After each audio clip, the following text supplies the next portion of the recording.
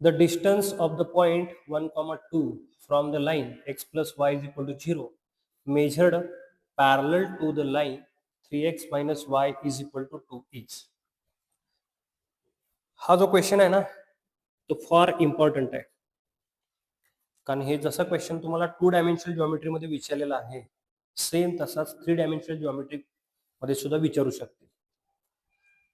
Concept काय आहे ते समजून घ्या. पॅरामेट्रिक फॉर्म काय आहे बघा, ज्या ज्या वेळेला तुम्हाला एक फिक्स्ड पॉइंट सांगतील, लेट से आपण तो x1 कॉमा y1 कन्सिडर करूया. एका फिक्स्ड डिस्टन्सवर समजा डिस्टन्स फिक्स दिलाय, एक लाईन आहे, एक फिक्स्ड पॉइंट दिलाय, एका फिक्स्ड डिस्टन्सवर एक लाईन आहे आणि या लाईनवरती एक पॉइंट आहे, तो समजा अल्फा कॉमा बीटा आहे. आणि त्या अल्फा कॉमा बीटाची व्हॅल्यू जर तुम्हाला फाइंड करायची असेल, ठीक आहे, तर काय करावं लागणार आहे बघा, की हा जो फिक्स्ड पॉइंट आहे, इथून ही जी लाईन आहे ती पॉझिटिव्ह एक्स ऍक्सिसला अँगल किती करते ती बघायचा. तो अँगल समजा आपण लेट्स से थीटा असा कन्सिडर केला. ओके, तर हा जो अल्फा बीटा पॉइंट आहे ना तो तुम्हाला कसा लिहिता येतोय बघा, x1 plus r cos theta comma y1 plus r sine theta. Very important point आहे. ओके, फॉर्म्युला समजला, याला पॅरामेट्रिक फॉर्म सुद्धा तुम्ही म्हणू शकता. क्वेश्चन मध्ये आता काय दिले बघा, distance of the point 1 comma 2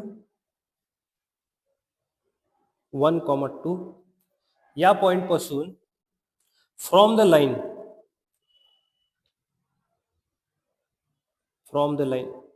कोणती लाईन आहे बघा, x plus y is equal to 0. हे जे डिस्टन्स आहे ना ते डिस्टन्स आपल्याला फाइंड करायचं आहे. कुठल्या पॉइंट पासून बघा, 1 कॉमा 2. लेट्स से डिस्टन्स आपण आर कन्सिडर केलं. हे जे डिस्टन्स आहे ते पुढे जाऊन काय सांगितलं बघा, measured parallel to the line. Distance r जे आहे ना ते मेजर केलेलं आहे पॅरलल लाईनच्या. ती लाईन कोणती पॅरलल आहे बघा त्याला लाईनला, त्या 3x minus y is equal to 2. Okay,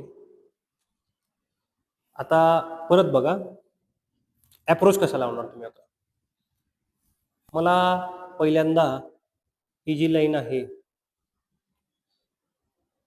he line किती अँगल करते ते मला फाइंड करायला पाहिजे. थोडक्यात मला स्लोप काढायचं आहे पहिला.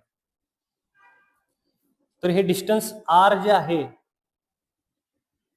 ते या लाईनच्या पॅरलल मेजर केले, म्हणजे दोघांचा स्लोप इक्वल असणार.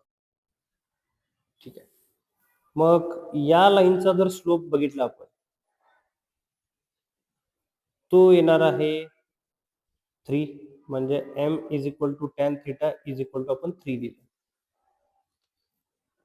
म्हणजे ही जी लाईन आहे या लाईनचा सुद्धा स्लोप किती असणार, 3 असणार. ओके, टॅन थीटाची व्हॅल्यू जर 3 असेल तर ऍक्च्युली इथला जो अल्फा बीटा पॉइंट आहे बघा तो पॉइंट तुमचा किती असतो बघा, x1 plus r cos theta y1 plus r sine theta असतो. हे तुम्हाला आता साइन थीटा आणि कॉस थीटाची व्हॅल्यू लागणार, ती आपण टॅन थीटावरून काढू शकतो.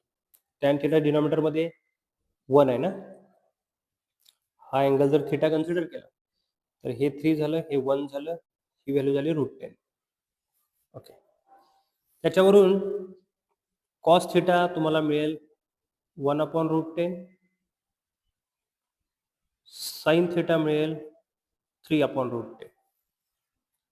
म्हणजे जो कोऑर्डिनेट होता बघा, हा कोऑर्डिनेट काय मिळेल बघा, यामध्ये x1 जे आहे ते 1,2 आहे, कारण फ्रॉम द पॉइंट ना हा पॉइंट. काय लिहूया बघ मग आता, 1 plus r cos theta that is 1/√10 comma y1 आहे 2 प्लस r 3/√10. ठीक आहे. आता r जो आहे ना तुमचा या बाजूला जसा घेतलाय तसाच तुमचा या बाजूला पण असू शकतोय, म्हणजे हे मायनस आर पण असू शकतं. थोडक्यात जर तुमची आर ची व्हॅल्यू निगेटिव्ह आली तर आर डिस्टन्स असल्यामुळे पॉझिटिव्ह आहे, त्याला पॉझिटिव्ह करायला पाहिजे. फायनल आन्सर तुमचं पॉझिटिव्ह मध्येच येणार कारण डिस्टन्स आहे.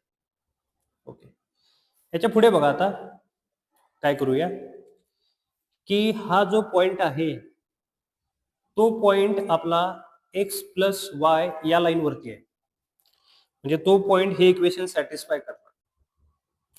तो पॉइंट ह्यामध्ये पुट करूया, म्हणजे कोणता हा 1 प्लस, तर एक्स प्लस वाय मध्ये एक्स ची व्हॅल्यू पुट केली 1 plus r into 1 r/√10 plus y that is 2 plus 3r/√10 is equal to 0.